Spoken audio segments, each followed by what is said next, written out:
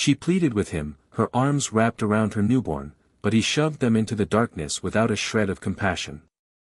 Years later, the same woman would rise from nothing to build an empire. And the man who abandoned her?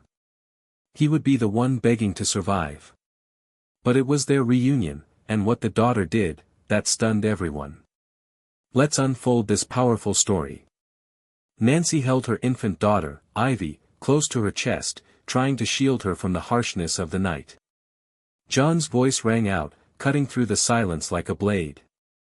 "Grab your things and leave my house," he barked, pointing toward the front door. His face was twisted in disgust as he glared at Nancy and the crying baby in her arms. "I'm done. You and that child are just dragging me down. You're standing in the way of my future." Nancy's hands trembled as she tried to soothe Ivy's hunger cries. The baby's wailing filled their tiny apartment in Port Harcourt. Nancy's eyes were swollen and bloodshot. She'd been crying ever since John announced his decision. "John, please," she whispered, collapsing to her knees on the bare concrete floor. "We have nowhere to go. Ivy's just a baby. She's barely 4 weeks old. We're your family." But John's eyes were cold and empty, like river stones. He wore his sharpest clothes, dressed up to meet Vanessa, his mistress, who was heavily pregnant. Ever since his construction company had taken off and money began flowing in, John had become a completely different man. The same man who once adored Nancy for her simplicity and grit now looked at her like she was dirt. "Family?" John scoffed. "Don't make me laugh. You think I'm going to waste my future on a street bread hawker like you? I'm building a real life now, with Vanessa. She's educated. Classy. And she's pregnant with my real child, a son, the one who'll carry my name and inherit everything I've worked for." Nancy looked down at Ivy, her tiny face scrunched up, her fists waving in the air. Her cries pierced the air as if begging to be understood. Nancy's heart shattered into 1,000 pieces. "She's your daughter too," Nancy said, voice trembling beneath the sound of the baby's cries. "I don't care," John snapped. "Vanessa's having my son, the only child I care about. That girl is worthless to me. Now get out before Vanessa arrives. I don't want her seeing this mess." Nancy's entire world disintegrated in that moment. She had met John 3 years earlier, back when she sold bread on street corners. He was just a site laborer then, earning barely enough to survive. They had nothing, but they had each other. He'd buy bread from her every morning, and slowly their chats became something deeper. When Nancy got pregnant, John was overjoyed. He promised to stand by her and raise the baby together. But everything changed when he got promoted to site supervisor and started making real money. Suddenly, Nancy was too local for his taste. Then came Vanessa, young, polished, and working in a city office. She had everything Nancy didn't, and John couldn't resist. The moment Vanessa got pregnant, he made his choice. That night, Nancy wandered through the dimly lit streets of Port Harcourt with Ivy strapped to her back. Her only belongings were stuffed in a thin plastic bag, a few baby clothes, a wrapper, and a feeding bottle. The streets were deserted, dangerous. Most people just walked by, sparing her not even a glance. Her body ached from childbirth just a month earlier, and every step felt like it would be her last. Nancy had no family to turn to. She had grown up an orphan, escaping from a life of village poverty to try and make something of herself in the city.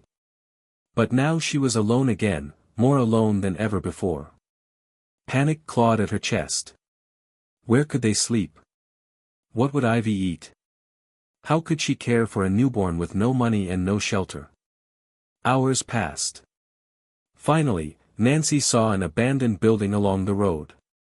It was barely more than concrete blocks, no windows, no roof, just rough walls and a damp cement floor. The air was thick with the smell of dust and wet concrete. Nancy stepped inside, lowered herself to the floor, and carefully unwrapped Ivy from her back. She held her daughter close and began to nurse her, tears rolling down her cheeks and soaking into her wrapper. The cold night crept in around them, and strange sounds echoed from the street beyond. Still, she whispered to Ivy, "No matter what comes, I will fight for you. We will not be defeated. I promise." By morning, Nancy secured Ivy to her back with a piece of cloth, straightened her wrapper, and stepped out with a single goal: find work. She walked from street to street, knocking on shop doors, asking for any job, anything at all. Her stomach was empty, growling with hunger, but she ignored it. Her only concern was her daughter. At the first shop, the man barely looked at her before waving her away. "With that crying baby? Please move. I can't have that noise disturbing my customers." At the second store, the woman shook her head. "Try the next street, maybe someone there needs help." The third place. Another rejection. Hour after hour, Nancy kept going under the blazing sun. Ivy cried on her back, both hungry and uncomfortable, her little voice straining with exhaustion. Nancy's wrapper was soaked in sweat, and her arms ached from carrying the baby so long. Just when she thought she couldn't go any further, she noticed a small roadside food stand. It was run by a hefty woman in her 50s who was serving customers under a colorful umbrella. Desperate, Nancy approached. "Good afternoon, Ma," Nancy said softly. The woman eyed her up and down with suspicion. "You dey find work?" "Yes, Ma. Please, I can clean, wash plates, anything. I just need something, for my baby." The woman, who introduced herself as Mama Glory, didn't reply immediately. She studied Nancy in silence, then finally pointed to a mountain of dirty dishes. "Wash those. Let me see if you sabi work." Without hesitation, Nancy dropped to her knees and began scrubbing. Plate after plate, she cleaned with determination, making sure each one sparkled. Ivy's cries occasionally drew annoyed glances from customers, some even grumbling about the noise. Nancy tried to hush her daughter while continuing to scrub, her hands raw and trembling. By evening, Mama Glory handed her 700 naira and a small parcel of leftover jollof rice in a plastic wrap. "Your baby cries too much," she muttered. "No, come back tomorrow. My customers no like noise." Nancy nodded, lips tight, and thanked her. She made her way back to the abandoned building, clutching the rice and coins like treasure. That night, under the open sky, she fed Ivy and stared up at the stars. Her body ached, but her resolve grew stronger. "I won't give up," she whispered to her daughter. "We will find a way out." The days that followed were filled with struggle. Nancy took whatever odd job she could find, sweeping shop fronts, washing clothes, running errands, fetching water for tenants in crowded buildings. Every coin she earned, she saved. And no matter how little food there was, she always fed Ivy first. One afternoon, as she counted her small savings, an idea sparked. She remembered her old bread-selling days and thought, why not start something of her own? She used her savings to buy beans, palm oil, pepper, and flour. A neighbor, touched by her story, lent her an old frying pan. Nancy started preparing akra and chin-chin by the roadside, on a busy corner where office workers passed in the mornings and evenings. At first, sales were slow. But Nancy's snacks were different. Her akra was soft and spicy inside, crispy on the outside, and her chin-chin was sweet and crunchy. Word spread. Customers began to return. Some started placing orders. Bit by bit, Nancy's name became known. People began to refer to her as the Akra woman, whose snacks were always fresh and tasty. By Ivy's first birthday, Nancy had saved enough to rent a tiny single room in a local compound. It had no real door, just a piece of cloth hanging in the frame, and the floor was just bare cement, but to Nancy, it felt like a palace. That night, she lay Ivy down on a thin mat and whispered, "We have a roof now, my child. We're no longer sleeping on concrete. This is just the beginning." As Ivy grew, her curiosity bloomed. At age 3, she was full of questions. "Mummy, why don't we have a big house like the auntie next door?" she once asked. Nancy smiled and gently patted her daughter's cheek. "Because we're still climbing the hill, my dear. But we'll reach the top one day. Be patient." When Ivy turned 5, Nancy enrolled her in the closest public school. She could only afford a single uniform and a few notebooks. But Ivy never complained. She was eager, polite, and quick to learn.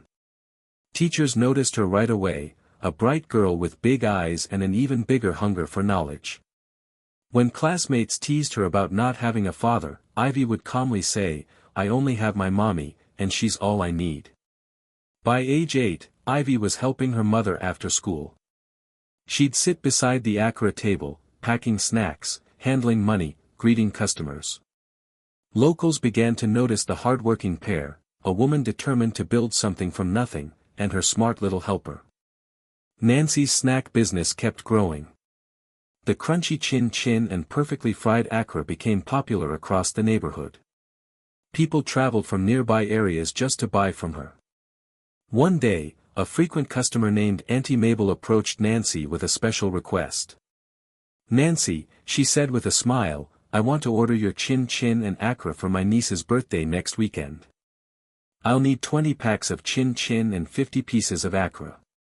Nancy's heart swelled with excitement. This was her biggest order yet. She stayed up half the night, frying batch after batch, making sure everything was fresh and perfect. The party was a massive success. Guests raved about the snacks, asking where they came from. Auntie Mabel proudly told them, "Nancy made them. Her chin-chin is the best in the city." After that party, the orders didn't stop. In fact, Nancy's phone began buzzing more than ever. Requests came in for weddings, corporate functions, naming ceremonies, and birthday celebrations. Nancy knew she couldn't do it alone anymore. She carefully saved every naira and rented a small kiosk near a busy junction. With the extra space, she hired 2 young assistants to help with preparation and sales. It was a huge step, moving from a roadside stand to her own shop. She registered the business officially as Ivy's Snacks, naming it after the daughter who had been her motivation all along. A big wooden sign with painted letters now hung proudly above her store. Meanwhile, Ivy was flourishing in school. Her teachers couldn't stop talking about her brilliance and maturity. One morning, the principal invited Nancy to the school office. "Mrs. Nancy," she began with a smile, "your daughter is extraordinary.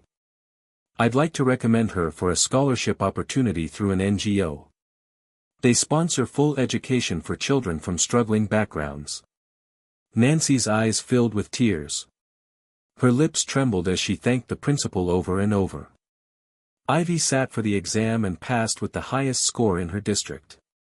The scholarship covered her secondary education, uniforms, books, fees, and even transportation. Nancy was overwhelmed with joy.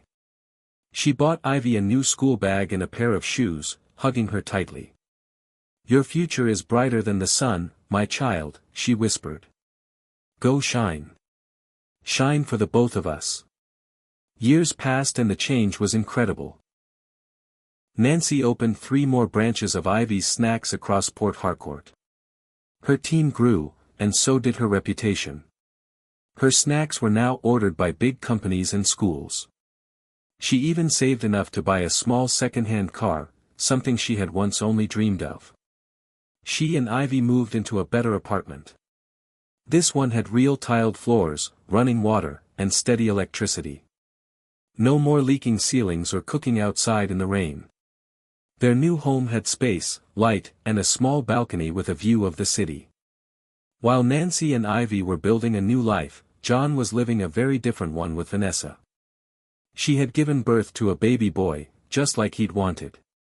They lived in a well-furnished flat, and John spent heavily on Vanessa, buying her expensive jewelry, flashy clothes, and luxury handbags. He believed he'd made the perfect choice. But fate always has its own plan. One seemingly normal Tuesday, disaster struck at John's construction site. A large steel beam slipped during a crane lift and came crashing down. John was directly beneath it. Miraculously, he survived, but his spine didn't. He was paralyzed from the waist down. At first, Vanessa stood by him. She cared for him, took him to therapy, and tried to be supportive. But as the weeks went by and the medical bills kept climbing, John's income stopped. His savings began to drain quickly. The beautiful flat. Sold to cover expenses. The car. Gone. Even the jewelry he once lavished on Vanessa was pawned. As their financial situation worsened, so did Vanessa's affection. She became bitter, irritated, and distant. Her once sweet tone turned into constant complaints. "Why did you have to get injured?" she would snap. "Now we're stuck in this mess." Then one morning, John awoke to the sound of zippers and suitcases. Vanessa stood by the door, fully dressed, their son beside her with a backpack. "Where are you going?" John asked, struggling to sit up in his wheelchair. Vanessa didn't meet his eyes. "I'm done. I can't live like this anymore. I'm still young, still beautiful. I can find someone else." "But, what about our son?" John pleaded. Vanessa turned around and gave him a chilling smile. "That boy? He's not your son." "I lied. I was already pregnant when we met. I just said he was yours so you'd take care of me." With that, she walked out. John sat frozen in his chair, heart thudding in his chest. The boy he had believed to be his son, the one he had built his future around, wasn't his. He had given up everything real for an illusion. Soon after, his house was gone. He moved into a cramped "face me I face you" apartment in the slums. The mattress was thin, the walls moldy. His friends, once loyal, vanished when the money dried up. No one returned his calls. He was alone. Lying in that dark, stuffy room, John began to think. And when he thought, he remembered. He remembered Nancy. He remembered her on her knees, begging him not to send them away. He remembered Ivy's tiny crying face. He remembered his cold, dismissive words. Regret hit him like a wave. He realized that in chasing dreams of wealth and status, he had thrown away the only people who truly loved him. While John decayed in poverty and self-loathing, Ivy was becoming a star. She graduated from university with first-class honors in medicine. During her graduation ceremony, Nancy sat in the front row, her eyes wet with pride and joy. "My baby is a doctor," she whispered, embracing Ivy after the ceremony. Ivy soon landed a job at a top-tier hospital in the city. She quickly gained a reputation for her intelligence, empathy, and commitment. Patients admired her not just for her medical skill, but for the kindness in her eyes and the comfort in her voice. Yet Ivy didn't stop there. She took a bold step and opened a free clinic in her mother's honor, Nancy Medical Center. It was built for those who couldn't afford basic treatment.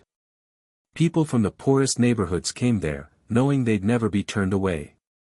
Despite her hospital job, Ivy made time every month to visit the clinic personally. She brought supplies, checked patients, and made sure her staff had what they needed. One Saturday, Ivy and Nancy arrived at the clinic carrying bags filled with medicine and supplies. The waiting area was crowded. Mothers with sick toddlers sat anxiously. Elderly patients leaned against the walls. Young adults who had nowhere else to go clutched appointment cards and bottles of water. Ivy moved through the room gracefully, checking charts, listening to heartbeats, and offering kind words. Nancy followed behind, handing out bottles, sharing food, and comforting anyone who needed it. "Thank you, Dr. Ivy," an old man said tearfully. "May God bless you and your mother. You're both angels." They reached the final bed in the ward. The nurse on duty gently pulled Nancy aside and whispered, "Ma, the man in this bed was brought here 2 months ago. No name, no ID. He doesn't speak much. He can't walk. No family has come for him. Nancy turned to look. Lying in the bed was a thin, frail man. His body was gaunt, and his hair had gone gray. His cheeks were sunken, his skin pale. He barely looked alive. But something in his face stopped Nancy cold. Her breath hitched. Her heart raced. Her knees went weak. She stepped closer and whispered, "John." The man stirred at the sound of his name. Slowly, his eyelids lifted. When his eyes met Nancy's, he gasped. His lips trembled. "Nancy," he rasped, barely audible. Ivy noticed her mother's frozen stance and came over. "Mom. Who is this man?" Nancy didn't respond right away.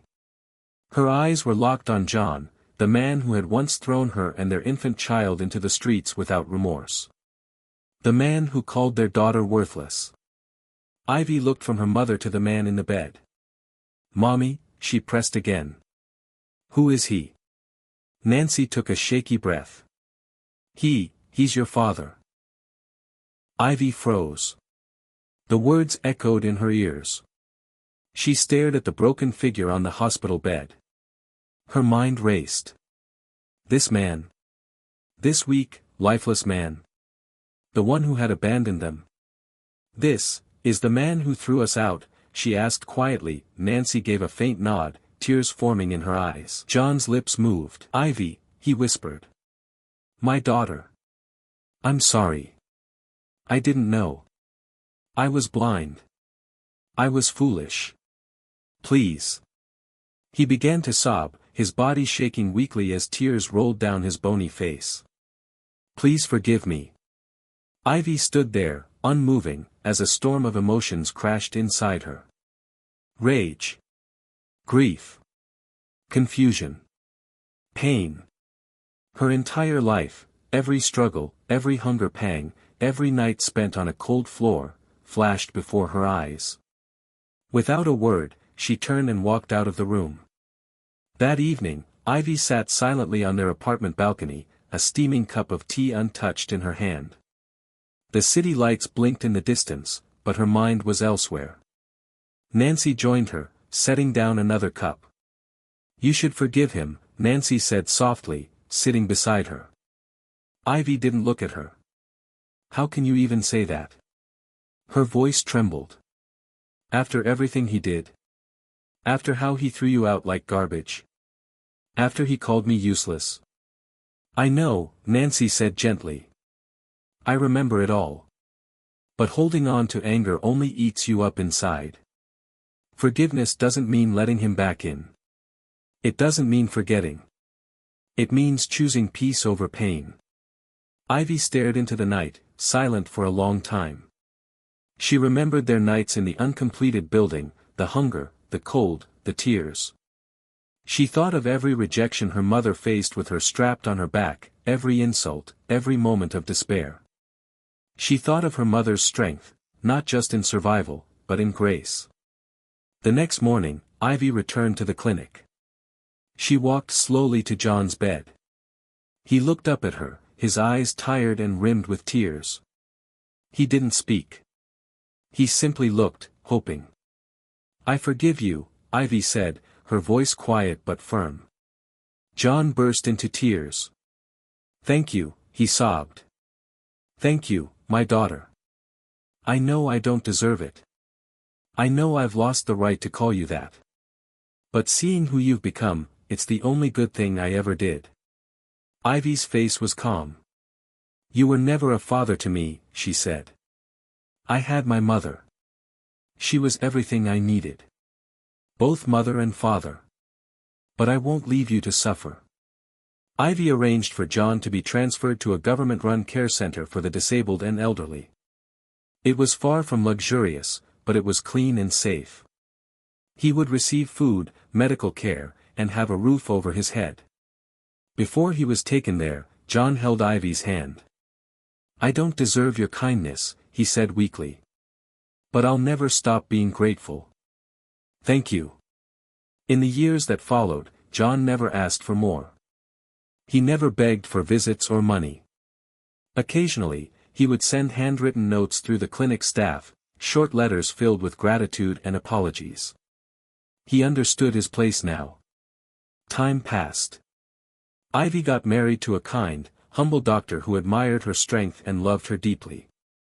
Nancy walked her daughter down the aisle, glowing with pride. At the reception, people toasted to Ivy's brilliance and Nancy's extraordinary resilience. Later, when Ivy gave birth to a daughter of her own, Nancy held the baby in her arms and whispered, "Look at how far we've come, little one. From concrete floors, to this beautiful life." Their story wasn't one of revenge, or hate, or retribution. It was a story of grace. It was love, sacrifice, and hard work that built their world. And as Nancy watched her daughter, now a mother herself, she knew their true triumph wasn't money or comfort. It was the fact that they had survived it all without ever losing their hearts.